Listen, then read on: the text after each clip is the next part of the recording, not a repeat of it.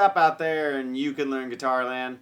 Today we're going to do something not so technique oriented. What I'm going to do is, those of you looking to maybe go forward in your guitar career to purchase a professional kind of amp, I'm going to go through basically how you can pick an amp. Different things you might want to think about while considering purchasing a higher quality amp, different tubes, different speakers, how things combined, and that kind of stuff. So hopefully in your, aspirations to become a professional musician, or just, to get a great sound in your bedroom, or to record with, some things to think about. So let's check some stuff out. All right, so first off, what we're going to do is we're going to talk about power tubes. A lot of amps share similar preamp tubes. Different amps can have, different configurations of preamp tubes, but generally they're pretty similar. But power amp tubes are really a different sounding. So in this particular amp, the one you always see in my videos, this is called a BTR-23, and it has KT88 tubes. I really like this tube format. It's not super common. The old amps like Marshall Majors that you would see like with Deep Purple, Ritchie Blackmore, would use these tubes. They're usually really loud. They're like about twice the wattage of an EL34, which you would be in normal Marshalls. But this amp is tuned down to it peaks probably about 40 watts, although, it says it's 23, it's pretty loud. But what I like is it has a really good overdrive with really good mids. So it's almost like an EL34 amp, which is like a Marshall, with almost sort of Voxy kind of mid-range as well, which are known to have really good mid-range, and they cut really well in a mix. So what's cool about the amp is you get a nice, good overdrive gain sound, but it also cuts really well. It's a smooth, overdrive, but I just particularly like that sound. What I'm going to do is I'm going to show you, since you've already heard this amp a million times, although it is through a 412 today, which also makes a big difference. I usually play it through an open back cabinet. So depending on what style of music you like, say you like rock music, a lot of rock music that you hear is out of a closed back cabinet. And I'll go down here so you can, most of you are going to know what a 412 is, but all 412 means is that it is 4 12-inch speakers. And this is a closed back cabinet, obviously. They are Celestion 25-watt speakers. The cool thing about 25-watt speakers is you don't have to put a ton of volume through them to get them to break up. So they have a really nice, they start to really get used at a lower wattage, where some metal guys will use a higher wattage speaker because they like the sound to be really tight.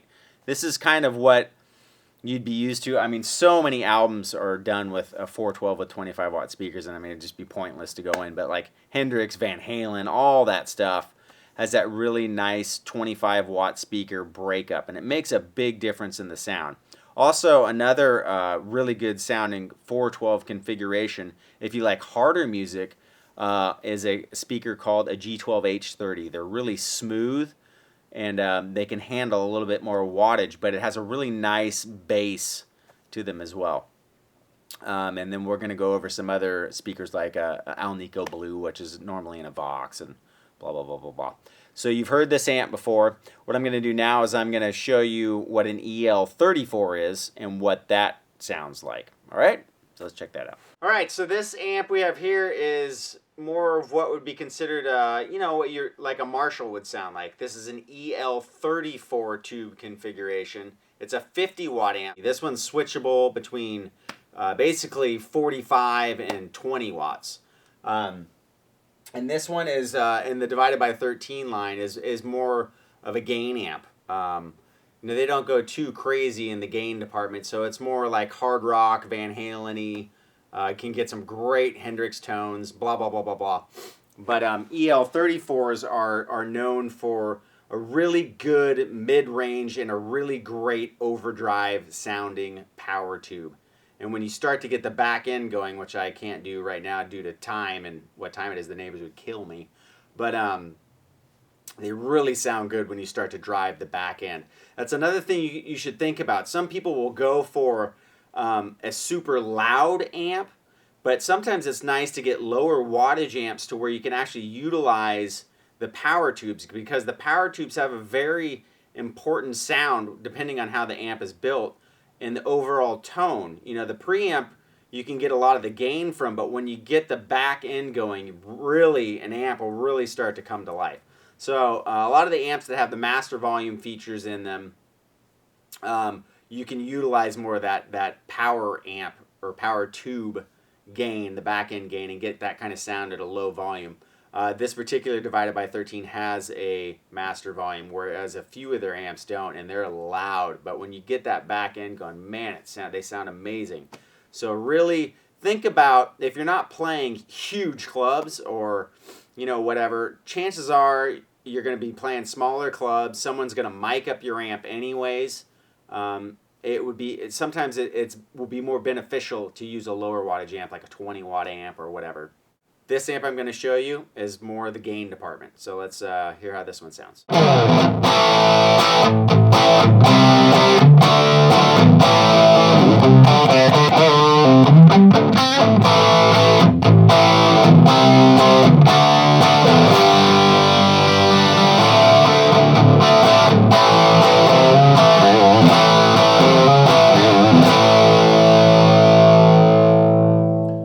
Right, so you get the idea. It kind of sounds what's associated with the Marshall-y kind of tone. You can also flip the controls around and get a great clean tone as well.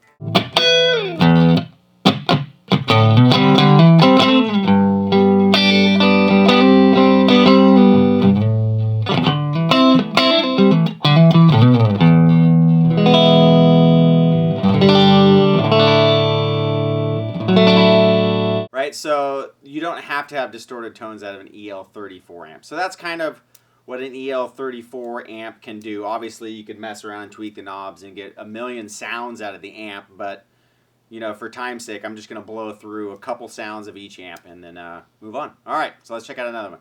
All right, so the next amp is this Triple C 915, and why I'm going to use this one is because it has dual back ends, but the tubes I'm going to use on this particular demo are the 6V6 setting. Now 6V6 tubes are what all you out there would associate with like a Fender amp. This one in particular, I believe, is supposed to be modeled after kind of a Princeton, which is a smaller of the Fender amps. But I think like the Deluxes and a lot of Fender amps use this particular format of power tube.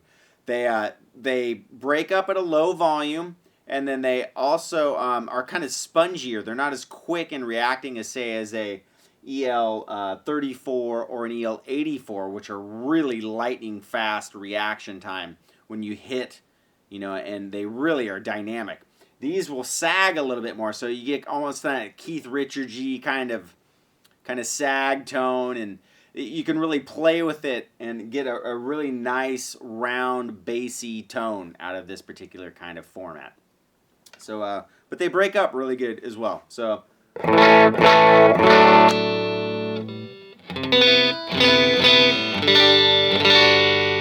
Right, obviously I can't turn them up too loud right now, but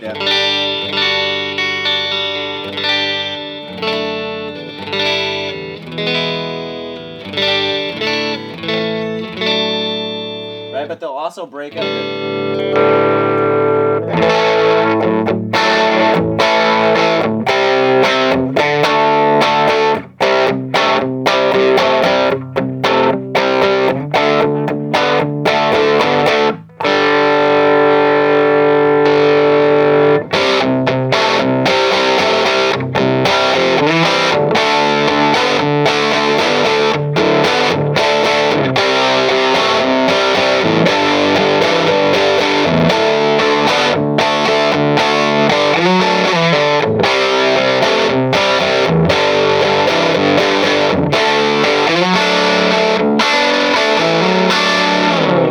So they sag a little bit more. They have a little bit more of a spongy, broken up tone to them. So let's check out an EL84. All right, so this next amp is an RSA 31, and what it is Fred Tacone's version, the proprietor of Divided by 13. They are his version of a Holy Grail AC30. So all the best, wonderful, awesome things you've ever heard about an AC30 that won't break down is basically what this amp is. It's named after Rusty Anderson, who plays with Paul McCartney, who plays with a pair of them on stage. Also, The Edge with the U2 would play AC30s. Brian May of Queen. So predominantly they're known for their clean sound, but when you turn these amps up, their distortion is insane. It's really good. And if you have an overdrive pedal, you know, what you metal guys out there might try is taking an amp like this through a 412 cabinet and putting some sort of distortion device, because it's a really tight, fast, good, punchy bass tone, as in like a, you know, pedal before the pedal tone. And when you kick on a pedal in front of it, they sound amazing. So it doesn't have to be a clean indie band to really utilize an AC30. You can be in any type of band or situation and really get a lot of benefits out of this type of amp. Country guys, all sorts of players. So one of my favorite formats ever. I mean, once I found one of these things, and I used to have one myself, a combo version and a head version. This one actually right here is Tom Dumont's of No Doubts. This was his backup head on the last tour that they did. And they just, so, I mean, it just goes to show you all different types of bands can use that sort of a format, whether it be rock or Beatles or whatever. I mean, lots of people use this kind of format. They sound amazing. So what I'm going to do is I'm going to run it down with a Variac because they're really loud. And a Variac's a very cool tool. If any of you don't know what that is, it just varies the amount of voltage coming out of the wall so you can get the back end sound out of the amp at a much lower volume. You just drop the volts to like 70 or 80 and it goes way down in volume, but you get that same cool back end sound. Van Halen used to do it back in the club days. You know, it's an old trick. It only works with old school amps that don't have any sort of electronic channel switching devices though. Those are really voltage sensitive. So some newer amps, you can't really like, I don't think like a rectifier or anything like that you could utilize, but they have a master volume anyways. You could really utilize something like that because of circuitry dependent on a certain amount of voltage needed to operate, you know, whatever they got going on inside the amp. So it doesn't work with everything, but it works with a lot. So let's hear what this thing sounds like.